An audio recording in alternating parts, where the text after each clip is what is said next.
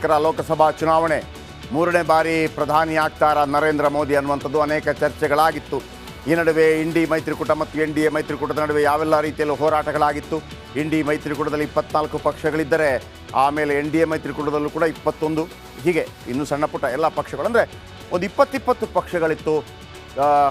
ಚುನಾವಣೆಯನ್ನು ಎದುರಿಸದೆ 7 ಹಂತದಲ್ಲಿ ಚುನಾವಣೆ ನಿನ್ನೆ ಮುಗಿದ ತಕ್ಷಣ ಎಕ್ಸಿಟ್ ಪೋಲ್ ಅಂದರೆ ಯಾರು ಗೆಲ್ಬೋದು ಅನ್ನುವಂಥ ಮಾಹಿತಿಗಳನ್ನು ಹೊರತಂದ ಅನೇಕ ಸಮೀಕ್ಷೆಗಳು ಬಂದಿತ್ತು. ಈ ನಡುವೆ ಎಲ್ಲ ಸಮೀಕ್ಷೆಗಳು ಕೂಡ ಬಹುತೇಕ ಎಲ್ಲ ಸಮೀಕ್ಷೆಗಳಲ್ಲೂ ಕೂಡ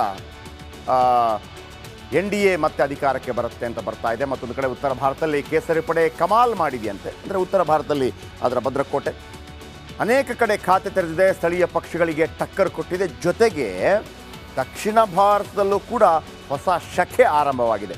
ಸೀಟು ಕಡಿಮೆ ಬಂದಿರಬಹುದು, ಆದರೆ ವೋಟ್ ಶೇರ್ ಜಾಸ್ತಿ ಆಗಿದೆ ಅಂತ ಇದರ ಬಗ್ಗೆ ಒಂದು ಸಂಪೂರ್ಣ ರಿಪೋರ್ಟ್ ನಿಮ್ಮ ಮುಂದೆ.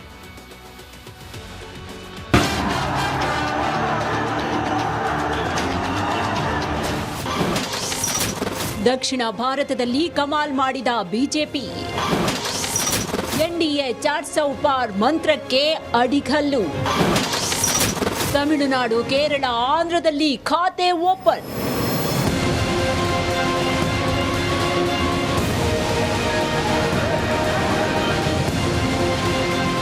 ಲೋಕಸಭಾ ಚುನಾವಣೆಯ 2 ತಿಂಗಳ ಸುದೀರ್ಘ ಸಮರಕ್ಕೆ ತೆರೆ ಬಿದ್ದಿದೆ.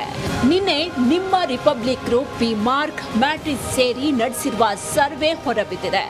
ಈ ಬಾರಿ ದಕ್ಷಿಣ ಭಾರತದ ರಾಜ್ಯಗಳಲ್ಲಿ ಬಿಜೆಪಿ ಹೆಚ್ಚು ಸ್ಥಾನ ಗೆಲ್ಲುವ ನಿರೀಕ್ಷೆ ಹೆಚ್ಚಿಸಿದೆ. ನಡಿ ಈಗ ಶುರು ಮಾಡೋಣ.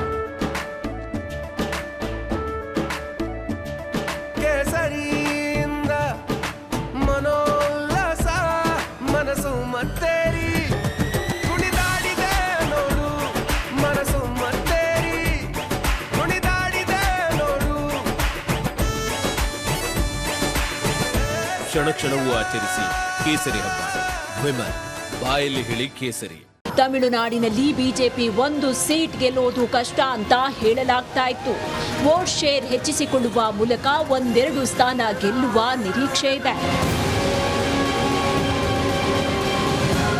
ಕಮ್ಯುನಿಸ್ಟ್ ಪಕ್ಷದ ಪ್ರಾಬಲ್ಯ ಇರುವ ಕೇರಳದಲ್ಲಿ ಇದುವರೆಗೂ ಬಿಜೆಪಿ ಒಂದೇ ಒಂದು ಲೋಕಸಭಾ ಕ್ಷೇತ್ರವನ್ನ ತನ್ನ ತೆಕ್ಕೆಗೆ ಹಾಕಿಕೊಳ್ಳುವುದಕ್ಕೆ ಸಾಧ್ಯವಾಗಿರಲಿಲ್ಲ.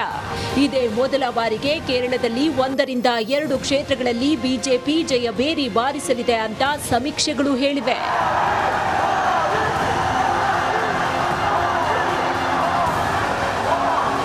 ತೆಲಂಗಾಣದಲ್ಲಿ NDA ಹಾಗೂ ಇಂಡಿ ಮೈತ್ರಿಕೂಟ ನಡುವೆ ನೆಕ್ ಟು ನೆಕ್ ಫೈಟ್ ಇದೆ.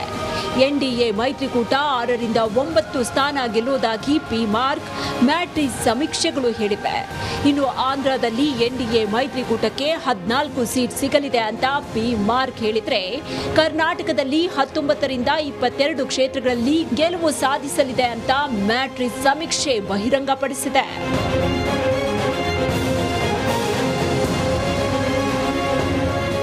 ಉತ್ತರ ಭಾರತದಲ್ಲಿ ಬಿಜೆಪಿ ಈ ಬಾರಿ ಕಮಾಲ್ ಮಾಡಲಿದೆ. ತಮಿಳುನಾಡಿನಲ್ಲಿ ಬಿಜೆಪಿಗೆ ಅಣ್ಣಾ ಬಲ ಬಂದಿದೆ.